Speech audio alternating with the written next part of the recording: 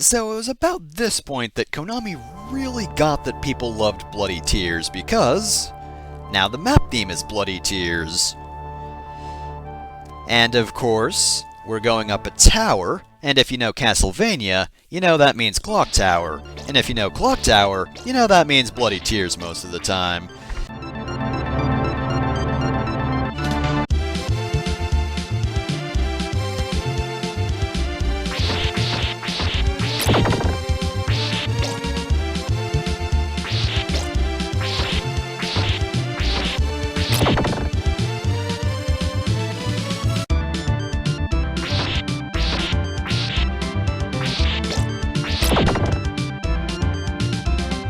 Come on, I had to let that get at least one loop on silent, you know?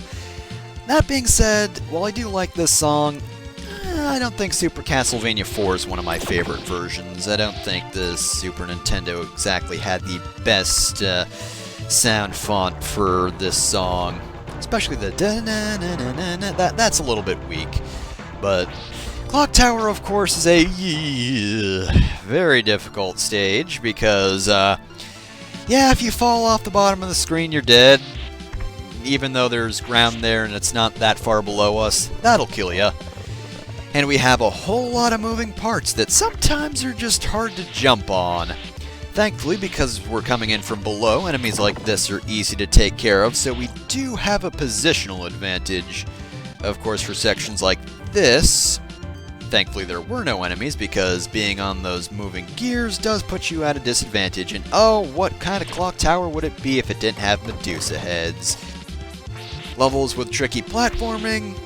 Not difficult enough. Add an enemy that swerves up and down, so it's very difficult to hit while you're trying to platform. And of course, you want to get on this gear, duck immediately. It's very easy to get killed there, because you're trying to move onto that gear, but once you're on it, you'll kind of just rocket forward, and at that point, you can very easily just ram your face into the sides of the spikes, which is lethal. Take care of that guy. Thankfully, his range is very short, because that took one too many hits for me, personally. Would have preferred one less hit, really. Okay, this, I believe, is probably the most difficult portion of the clock tower. Just getting up with the way these axe armors are positioned, and of course, now they're throwing Medusa heads at us at full force, and whoa! Hey there, gear, calm down! You do kinda need to know where these things are gonna fall. At the very least, it does make the run more efficient when you know where they are, so you can actually position yourself and not run too far backwards, but yeah, you also do need to know pretty much where you can go. I mean, it's pretty obvious the gears are gonna fall just because they're rattling around. They look obviously different, but you never know where they're gonna fall until they fall, so it's a little bit trial and error. Not exactly, because I don't think they'll just out and out kill you. They move very quickly, but you're usually not in a position where they're gonna hit you, I think.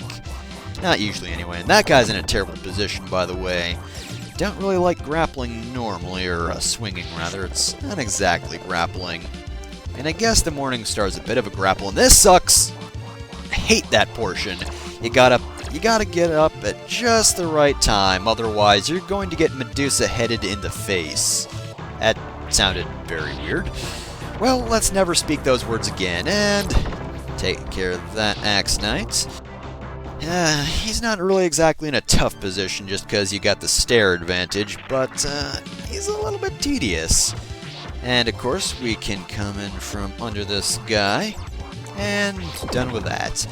Again, it's very good that you're climbing in this stage.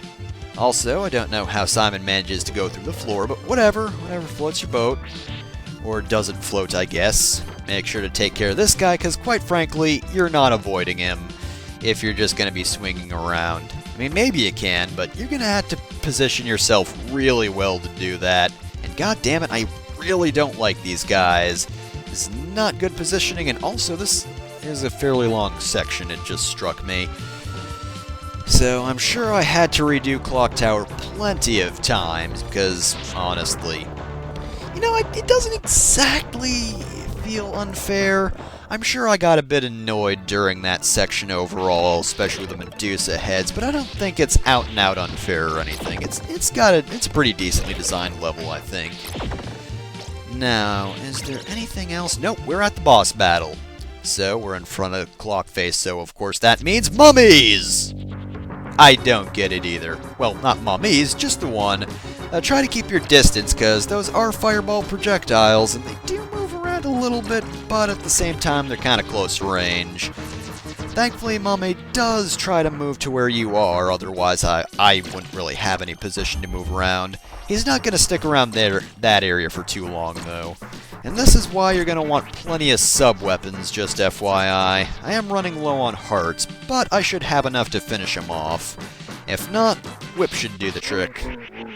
Aw, he's so sad about losing. But we had to get him out of the way, because next time on Super Castlevania 4, we move on to the final tower of Castlevania and take on Dracula. Of course, he's got other minions in the way, I'm sure.